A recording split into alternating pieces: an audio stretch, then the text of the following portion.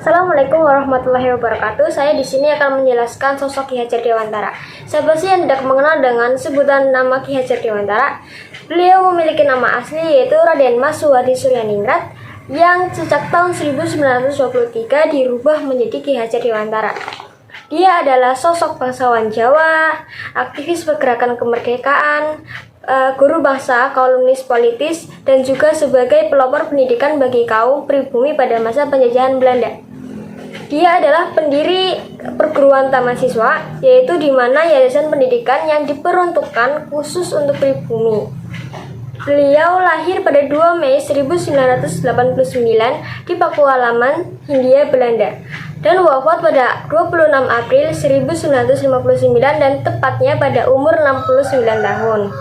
Dia memiliki istri yang sangat cantik yang bernama Nyi Sutartinah yang lahir di Pakualaman, Yogyakarta. Atas jasanya pada tahun 1959 dalam mengembangkan pendidikan di Indonesia, dia diberi gelar sebagai Bapak Pendidikan Nasional oleh Presiden Soekarno. Tanggal lahirnya sampai sekarang pun diperingati sebagai Hari Pendidikan Nasional Indonesia. Beliau juga membuat sebuah slogan yaitu Tuturi Handayani yang sampai saat ini masih dibuat slogan dalam Kementerian Pendidikan Nasional Indonesia. Selain itu namanya diabadikan pada kapal perang yang bernama KRI Ki Hajar Dewantara. Fotonya pun sempat diabadikan pada uang senilai 2.000 yang beredisi pada tahun 1998. Ia dikukuhkan sebagai pahlawan nasional yang kedua pada tanggal 28 November 1959. Dia berasal dari keluarga bangsawan yaitu Kadipaten Pakualaman, anak dari GBH Suryaningrat, dan cucu dari Pakualam III. Dia bersekolah dasar di Eropa, lalu melanjutkan sekolahnya di Sofia, namun tidak sampai lulus karena dia diserang sebuah penyakit. Kemudian dia bekerja sebagai penulis dan juga dia pernah bekerja di beberapa surat kabar. Selain dia bekerja, dia juga aktif dalam organisasi Budi Utomo sebagai orang yang menyalurkan atau menyosialisasikan dan menggugah kesadaran masyarakat Indonesia betapa pentingnya itu sebuah persatuan dan kesatuan. Selain itu, dia bergabung dalam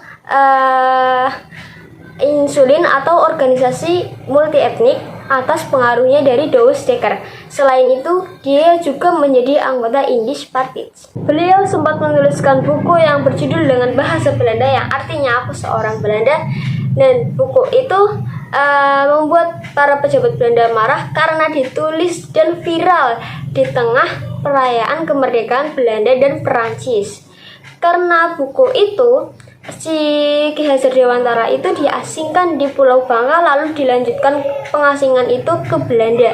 Dalam pengasingannya ini, Suhardi atau yang dikenal dengan Ki Hajar Dewantara aktif dalam sebuah organisasi India yang disebut dengan Indisch Partij, dan pada tahun 1913 dia mendirikan sebuah kantor berita Indonesia. Selain itu, dalam pengasingannya ini pun dia mulai merintis ide-ide untuk memajukan pendidikan untuk kaum pribumi.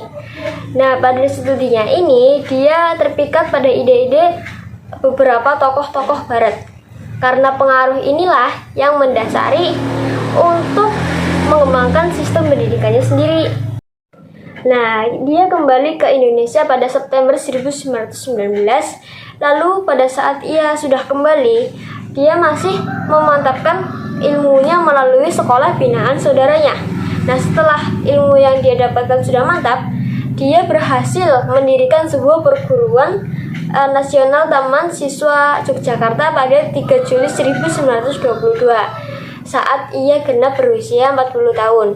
Semboyan beliau sampai saat ini masih digunakan dan dikenal terlebih pada sekolah perguruan taman siswa. Semboyannya yaitu Ing Arso Sung Tulada yang artinya di depan memberikan contoh, Ing Madya Mangun Kasa yang artinya di tengah memberikan semangat, Tuturi Handayani dan yang artinya di belakang memberikan dorongan. Nah, pada tanggal 17 Agustus 1946 dia ditetapkan sebagai Mahaguru pada Sekolah Polisi Republik Indonesia yang berada di Magelang. Selain itu, pada saat pemerintahan Soekarno, dia juga mendapatkan gelar sebuah jabatan, yaitu menjadi Menteri Pendidikan Yang pertama, bersamaan dengan itu, pada tahun 1956 dia juga ditetapkan sebagai doktor honoris causa dari UGM. Nah, selain itu beliau juga mendapatkan gelar Bapak Pendidikan Nasional atas jasa-jasanya dalam mengembangkan pendidikan di Indonesia.